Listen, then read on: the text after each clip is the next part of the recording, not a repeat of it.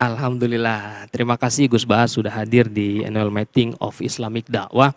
Gus Baha akan menyajikan materi terkait tentang tsunami fatwa di ruang digital dan bagaimana menyikapinya. Monggo Gus. Assalamualaikum warahmatullahi wabarakatuh. Nahmaduka ya ghafuru ya syakuru ma sholli wa sallim wa barik ala sayyidina Maulana Muhammadin wa ala alihi wa sahbihi asma'in nama ba'du. Yang sangat saya hormati orang tua kita, guru kita, Dr. Quraish Shihab, juga paman dari kiai saya, Kiai Maimun, yaitu Kiai Haji Mustafa Bisri, semua yang hadir, semua penyelenggara, teman-teman yang saya hormati.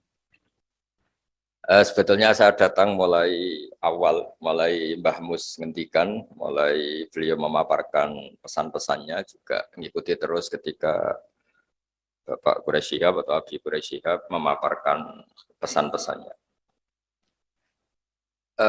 Tsunami fatwa di medsos, sebetulnya kita-kita yang di masyarakat atau di kampung itu tidak pernah mengalami tsunami, karena cara berpikir masyarakat kebanyakan kalau orang tertentu tidak punya kredibilitas yang ditekuni itu ya sudah tidak diikuti. Ibarat kita mau berobat ya tidak ke polisi gitu. Kalau kita kemalingan ya tidak ke dokter. Jadi sebetulnya masyarakat itu sudah profesional lah. Kalau sengketa hukum ya kita ke pengadilan. Lalu masalahnya masyarakat sendiri yang terjebak ya, atau bahasa kasarnya tertipu ya oleh fatwa-fatwa yang dari orang yang tidak kredibel itu. Mereka itu rata-rata memang nggak ngaji. Misalnya masyarakat kebanyakan ngaji kiai ya, ngaji Fathul Qorib atau ngaji Sulam Taufik.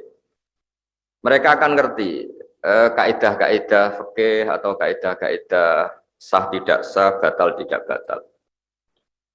Saya beri contoh misalnya begini. Bapak saya itu kalau tindak, kalau pergi itu ya sering marung ya. Marung, kadang-kadang penjualnya itu juga ada pakai jilbab, kadang suasananya juga enggak begitu syariah ya.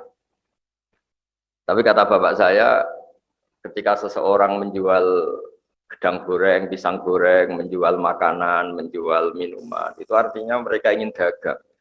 Dan dagang itu halal ya. Dan itu artinya ingin ikut sunnah Rasul bahwa transaksi itu baik dan mencari halal itu ibadah.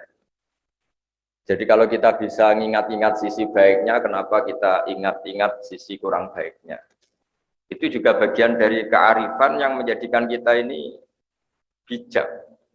Menghadapi apa saja itu lihat sisi baiknya, sebagaimana adab atau akhlak Rasulullah SAW. Pernah juga ada orang yang meninggal karena minum oplosan. Ya meninggal betul karena oplosan. Terus banyak kiai, sebagian tanya saya, Gus ada hadir gak di jenazahnya? Saya bilang kamu hadir saja, tapi dia matinya karena minum oplosan, Gus. Anda hadir sebagai pengawal syariat Islam, bahwa mayit ini mayit muslim yang harus disolatkan, dikafani, disolatkan, kemudian dikebumikan secara terhormat sesuai syariat Islam. Jika orang-orang baik ini tidak datang di kematian seperti ini, maka bahayanya kalau mereka bikin ritual pemakaman sendiri. Karena matinya itu karena minum, nanti dimandikan pakai arak, itu juga kita yang kerepotan itu. Karena kiai-kiai tidak datang, mereka mengubur dengan caranya mereka sendiri, mungkin dikubung berdiri atau dicemplungkan gitu saja tanpa menghadap kiblat. Hanya kiai-kiai sepakat, oke Gus kita datang, tapi bukan penghormatan terhadap orang itu, tapi terhadap syariat Islam. Begitu juga saya pernah diundang hadir di acara akad nikah yang punya gawe sudah bilang, Gus nanti ada acaranya ada ketoprak itu ya semacam kesenian kuno itu. Tapi akadnya itu Gus nggak bareng, jadi akad dulu baru nanti ada kesenian ketoprak. Jadi kan nggak perlu ikut nonton katanya. Terus saya bilang, ya oke saya datang di akadnya, karena saya kiai ya tidak akan melihat ketopraknya kata saya. Tapi yang penting bahwa masyarakat ini masih baik. Dia ingin akad nikah anaknya itu nikah yang berkah, nikah yang sah, sehingga inginnya disaksikan kiai, diberkahi doa kiai. Dan mereka ada ideal, ya. Itu juga orang yang dagang tadi, mereka ada ideal, ya. Tapi ada kebaikan-kebaikan yang mereka lakukan. Dan itu yang kita ingat-ingat, karena kebaikan itu yang kita ingat-ingat. Nah, untuk mengarah ke moderasi Islam, kita misalnya bisa baca kitab di Al-Minanul Kubro, karangan Imam Syaroni, dan itu kitab panduan para wali. Hampir semua wali yang jalur ilmu pasti baca kitab itu Al-Minanul Kubro. Tadi Bapak Quraisy menyinggung 3 pewaris Nabi, diantaranya faminhum dzalimun li nafsi. Di situ orang dolim masih diapresiasi sama Allah Ta'ala. Yaitu kata Imam Syaroni, tidak ada orang Muslim yang paling fasik sekalipun kecuali dia juga melakukan hukum Islam walau fi mas'alatin wahidah, meskipun dalam masalah yang satu. Misalnya banyak orang Islam yang mungkin sekarang belum sholat, mungkin sekarang belum puasa.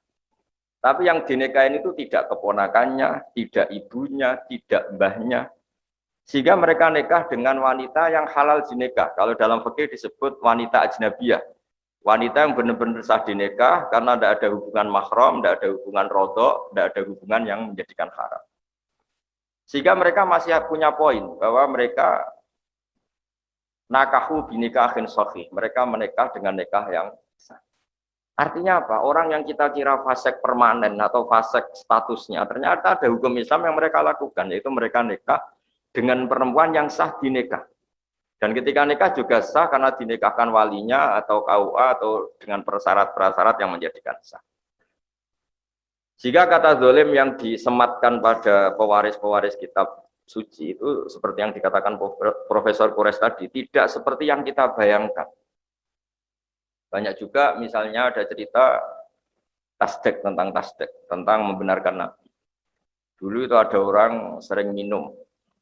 Bawaannya orang senang Nabi itu meskipun dia mabuk, sukanya itu deket-deket Nabi. Sehingga kalau mabuk ya deket-deket masjid. Setelah seringkali ditangkap oleh sahabat sama Nabi ya sebagai ajaran, sebagai sanksi, mereka dipukulin sama jari dunahli, ada yang disebutkan binial. Ya dipukulin pakai sandal, ya semoga sandal jepit bukan sandal kulit. Pokoknya walhasil itu saking seringnya melanggar di depan Nabi, kata para sahabat, kamu itu mal'un, kamu kena laknat.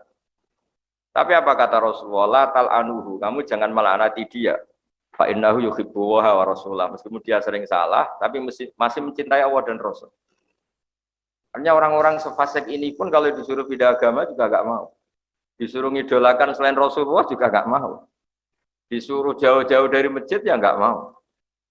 Nah, sisi-sisi seperti ini yang dalam tradisi orang tua kita, guru-guru kita, tradisi Mbah Mus, tradisi Bapak Quraisy, tradisi orang-orang kita, itu menghormati sisi positif tadi disebut, meskipun disebut faminhum dzalimun li nafsi.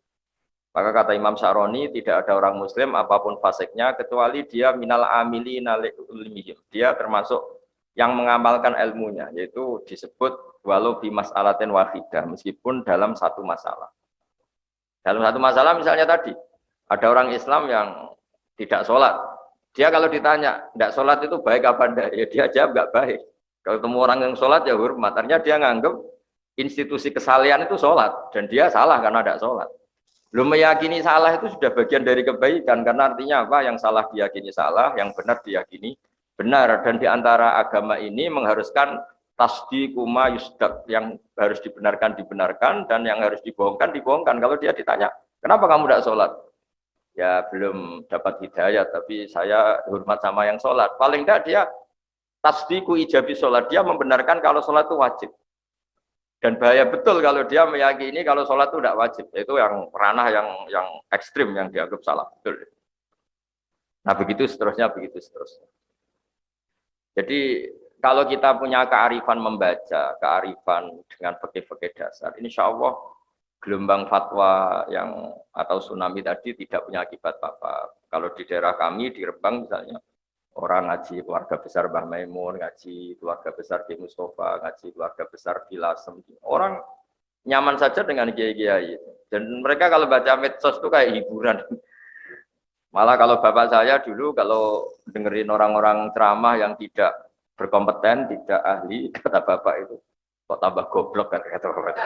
Kalau dengar ini kok tambah goblok kata bapak. Karena beliau hafal Quran dan beliau banyak baca sehingga ya dianggap hiburan saja. Berikutnya saya beri beberapa contoh, ini saya bawa beberapa supaya fatwa yang berseliweran itu kalau misalnya kita mengkaji peristiwa-peristiwa penting, misalnya ini yang diceritakan Imam Syafi'i, karena fikih itu yang saya tekuni juga yang saya pelajari terus menerus. Saya sedikit cerita begini misalnya. Pengkaji Quran, kan ini untuk para ustadz, untuk para kiai. Pengkaji Quran pertama di era sahabat itu pasti bingung, karena bingungnya itu ada sekian ayat yang dalam objek yang sama. Misalnya orang yang ditinggal mati suaminya itu iddahnya 4 bulan 10 hari. Oke, itu satu ayat yang ketentuan umum, yang ditinggal suaminya pokoknya iddahnya 4 bulan 10 hari. Kemudian yang ditalak itu iddahnya 3 kali masa suci. Terus kemudian ada keterangan kaidah umum lagi, wa ulatul ahmali ajaluhunna ayyatu'ana hamlahun. Tapi bagi yang sedang hamil itu iddahnya, masa iddahnya selesai kalau sudah melahirkan. Oke, itu semuanya kaidah umum. Suatu saat ada sahabat perempuan, sahabiah, namanya Subai'ah al-Aslamiyah. Itu suaminya meninggal dan baru 16 hari, kila baru 16 hari atau berapa hari itu, hanya beberapa hitungan hari. Itu melahirkan. Baru 16 hari. Nah, ya taruh saja kita ngikuti riwayat yang 16 hari misalnya. Yang jelas semuanya sepakat tidak sampai 20 hari. Lalu sahabat-sahabat berdebat. Iddahnya itu abadal ajalain. Ya kita ngambil iddah terlama. Yaitu nunggu 4 bulan 10 hari. Tapi banyak sahabat yang bilang ini kategorinya wa ulatul ahmal ajaluhunna ayyaduna hamlahun. Karena dia sudah melahirkan. Ya sudah iddahnya selesai. Nah jadi kalau kebimbangan seorang kiai atau mujtahid itu pasti nggak bisa dihindari. Bahkan itu zaman sahabat. Untungnya tentu zaman itu masih ada Rasulullah Shallallahu Alaihi Wasallam yang memutuskan bahwa yang jenis seperti ini ikutnya partai, ikutnya kelompok, ya karena dia hamil sudah melahirkan ya selesai iddahnya. Tapi begitulah kira-kira di ayat-ayat umum. Di ayat-ayat umum ini, kita-kita ini pasti terjebak. Ada orang yang punya semangat Al-Furqan. Yang penting antara hak dan batil itu jelas. Demarkasinya jelas, pemisahnya jelas. Misalnya ngambil sikap terlalu tegas. Ada yang bacanya bil hikmah terus, layinul janib terus. Sehingga ngambil sikap lunak selunak-lunaknya. Sampai ngerti barang-barang yang nggak benar juga lunak. Gitu. Nah hal-hal seperti ini kemudian terus banyak yang mempermudah istilah disebut wasatiyah karena antara yang terlalu ekstrim dan terlalu lunak. Ya apapun istilah-istilah itu sebagaimana dikatakan Pak Quraisy bahwa wasatiyah atau ausat itu memang maknanya itu yang terbaik. Seperti tadi di surat qala usatuhum alla faqul lakum laula tusabbihun. Dan kalau kita baca manatibu Rasulillah atau fadhailu Rasulillah, nasab Nabi juga disebut ausatul arabi nasaban. Jadi Nabi itu nasab terbaik itu juga redaksinya ausatul arabi nasaban. Kemudian berikutnya saya bawa juga kitab Sahih Muslim. Di sini dijelaskan pentingnya baca. Saya ulang lagi yang baca. Dulu orang pinter itu ya di mana-mana orang pinter itu ya punya sisi agak-agak kontroversi. Tapi kontroversinya orang pinter itu ya karena saking pinternya. Ada orang soleh, saya ulang lagi ada orang soleh. Itu kalau punya uang itu inginnya ya sedekah saja. Ternyata yang dia sodakoi, yang beliau sodakoi itu zania. Zania itu ya orang nggak bener lah kira-kira gitu zania orangnya. Kemudian jadi gunjingan, faasbahu yatahaddatsun. Kemudian jadi rame kan ini orang soleh kok sedekahnya sama orang berzina. Kemudian gosip itu belum selesai, gunjingan itu belum selesai, dia sodakoi lagi yang dikasih itu sarik, pencuri. Jadi gunjingan lagi ini orang soleh nggak sodako sama ustadz atau ke fakir miskin malah kesarik karena mencuri, geger lagi. Geger belum reda, dia sodako lagi dikasihkan orang kaya, geger lagi ini nggak ngasih orang fakir malah ngasih orang kaya. Tapi apa ya reaksi Allah Taala? Allah itu memberitahu si orang soleh tadi, amma sodako tuka fakot kubilat. Ada yang baca fakot kobil tuh ya. Kalau sedekah kamu sudah saya terima atau fakot kobilat sedekah kamu sudah diterima. Terus kemudian orang soleh tadi ketika memberi penjelasan sama khalayak ramai kata beliau zania orang sampai jadi zania, jadi apa menjual diri itu karena butuh uang. Kalau dia tidak soleh, mungkin ngasih uang pezina ini ya karena order, mungkin pesen jasanya. Tapi karena dia orang soleh, gamane cara Jawa itu nduk kowe zina mu do golek duit. Saiki tak kei duit tapi ora usah zina. Kamu zina itu karena nyari uang. Kamu sekarang tak kasih uang tapi tidak usah zina. Maling juga gitu, copet sampai nyopet karena nyari uang. Sudahlah kamu tak kasih uang dan itu harusnya kamu cukup dan tidak perlu nyopet lagi. Kemudian saya ngasih orang kaya supaya dia belajar bahwa orang itu tidak hanya mendapat tapi juga menjadikan orang fakir itu menerima. Dia roh rasanya menerima ternyata asik, menerima uang ternyata asik. Sudah ada kerja, dapat uang, tahu-tahu dikasih orang itu kan seneng, enggak dari kerja, enggak dari prestasi kasih uang seneng. Gara-gara dia seneng dikasih itu dia bayangkan betapa senengnya orang yang dikasih, apalagi kalau orang yang dikasih itu orang-orang fakir. Jadi barokahnya baca itu orang akan ngerti. Orang akan ngerti ternyata kontroversi orang-orang terpelajar ini bisa ditopang secara ilmu. Maka dulu bapak saya mengajari itu logikanya itu sederhana sekali. Kata beliau, berteman sama orang fasik, orang tidak benar itu jangan, kata. Karena kita takut ketularan tidak benar. Tapi kata bapak saya, logikanya bisa dibalik. Orang benar itu harus diajak ke baik. Dan bisa ngajak kalau berteman. Kalau nggak mau berteman aja, tidak mau bagaimana cara mengajak gitu. Jadi itu kan, terus orang kemudian bisa menerapkan dua nasihat tadi. Sekiranya Anda tidak tertular, tidak terkontaminasi, tidak terbentuk oleh orang fasik tadi, maka sebaiknya berteman. Karena tadi yang si fasik yang terbentuk oleh Anda. Jadi saya siru fasikun solihan. Yang fasik akan menjadi soleh karena berteman kamu. Tapi sekiranya kebalikan, si soleh rawan terkontaminasi, sing saya siru solihu fasikon, yang soleh menjadi fasik ya jangan. Nah kira-kira di teks Quran, itu semuanya hampir seperti itu. Ada cerita-cerita Nabi atau orang-orang soleh yang begitu tegas dengan kebatilan.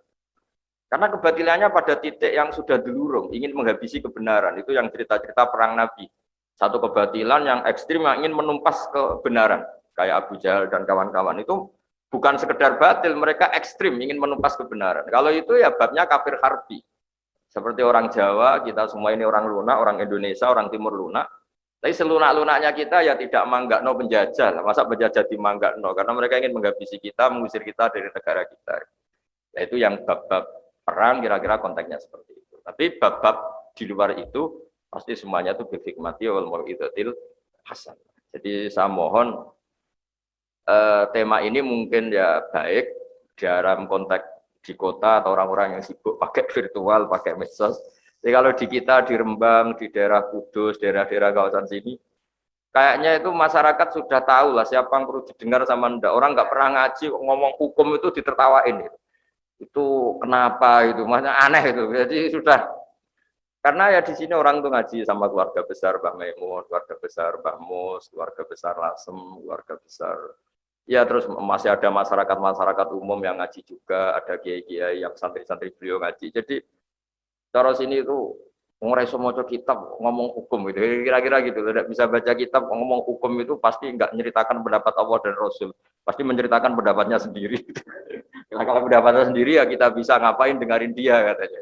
Jadi kalau gelombang itu makanya judul ini di daerah saya itu judul aneh gitu.